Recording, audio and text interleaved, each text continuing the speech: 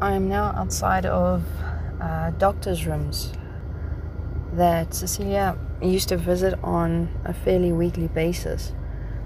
Not for any reason with her health failing, or apparently failing, should I say. She had made fairly good friends, from what it seemed, with the people that were there. She seemed to be quite good friends with the receptionists, the doctors, and everybody, actually. She greeted everybody. She knew quite a lot of details about each person, so I wouldn't have any reason to think or assume that they weren't friends or acquaintances. I'm not sure what else you would call them. I mean, she was there on a weekly basis, and sometimes she would even sit and have coffee with some of these people, and I had been there with her many times when she sat and she had coffee, having long discussions with these people. Now, with these doctors' rooms, there's quite a few scenarios at play here. This is where the one woman I had mentioned in one of my previous audios, where Cecilia had talked about the woman who was going to commit suicide, or who had committed suicide, and Cecilia had known far too many details about it, and this woman was dead. Now, I still don't honestly know if this woman's alive or not, and I'm definitely not going inside the doctor's rooms to go and check. But, I mean, it's been over a decade. For all I know, the woman might not even work there, and then I would jump to the wrong conclusion at the very least. So I'm not going to even do that. But the other things that would happen here is sometimes Cecilia would,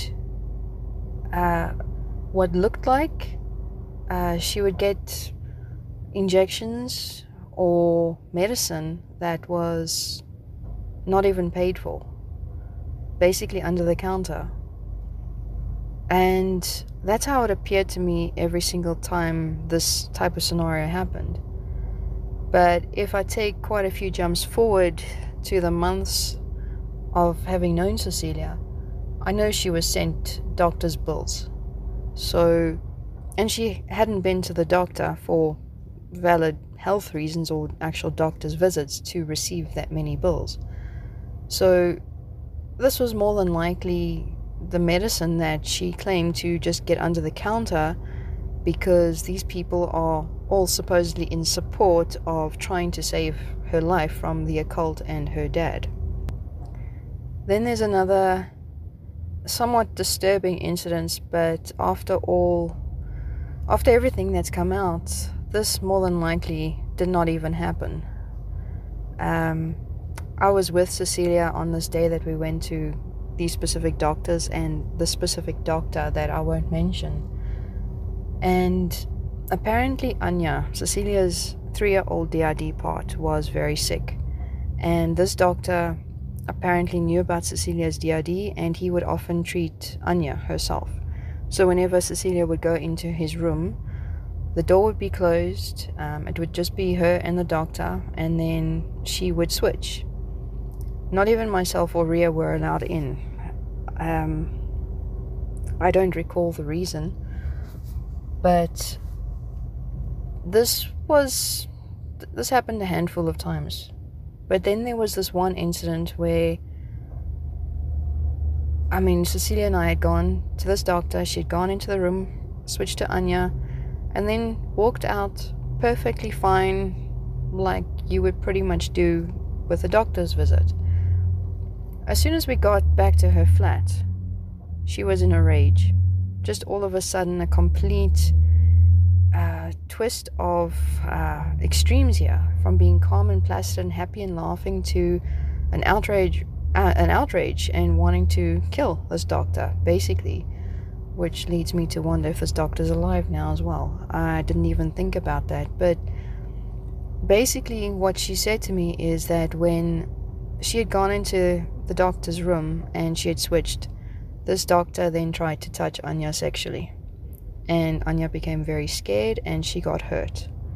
That was the extent of the details that me and Ria and other members at that time in our group were told.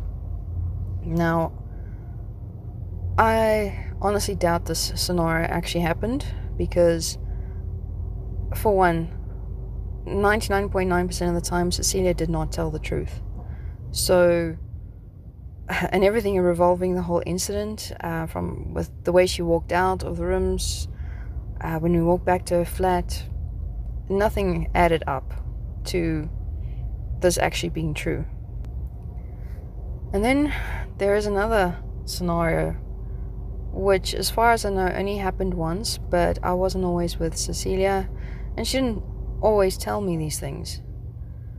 Cecilia had actually made a phone call into these doctors' rooms and spoke to the person in charge, using a disguised voice the whole time. And what she was doing and what she did was she was trying to get this one receptionist in trouble. And the one woman that worked behind the pharmacy side of the doctor's rooms, she wanted to get them in trouble because they were dispensing medication to other patients free of charge, under the counter. I had heard of this only once. I know for a fact Cecilia did make the phone call because, sadly, I was there when she made the phone call, quite stunned at that point in time when it happened, and then the topic was quickly dropped and forgotten. It never came up again. And I don't know her reason behind doing this. Maybe other people were getting free medication and Cecilia did not like this. Maybe she had she had a personal vendetta against the people she had mentioned and she wanted to get them in trouble. Or maybe because she just liked to cause trouble, and that it could be any of those things. And then the last thing, at these doctors' rooms, there was a woman that worked here.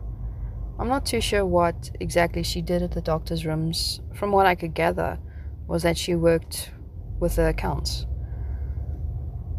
Cecilia would very often come and see this woman, and in the beginning, right in the beginning, I would say maximum a month of knowing Cecilia, this woman was fairly happy to see Cecilia and very friendly and all of that. Cecilia was also very friendly, very talkative with this woman, and she would sit and they'd have long discussions. This woman used to look after little Louisa, Cecilia's daughter, from time to time. And as time progressed, as disputes started against Cecilia from other people that knew her, I suppose you could say now, when the truth started coming out for other people, this woman did not want to see Cecilia at all. I mean, she had to work at these doctors' offices or doctors' rooms because that was her job. She had to be there every single day. And at that point, I knew that this woman did not want to see Cecilia. It was made very obvious by the woman. And, I mean, Cecilia stated it openly so many times in front of me. So what she did is she purposely made a point of seeing this specific woman sometimes 2 to 3 times a week, if not more, even when I wasn't with her. And when Cecilia would see her, Cecilia was overly friendly as usual, still prying, asking personal questions and so on. Cecilia's daughter was no longer looked after by this woman, but Cecilia just kept having to poke at this woman. And the whole time I could see how this woman honestly and genuinely wanted to run out of the office. She just, I mean, at that point I couldn't understand the look on her face, the desperation to get Cecilia out, or for her to get out the room herself. But now, after everything I know, I can only imagine what was going through that woman's mind and what she actually knew at that point already.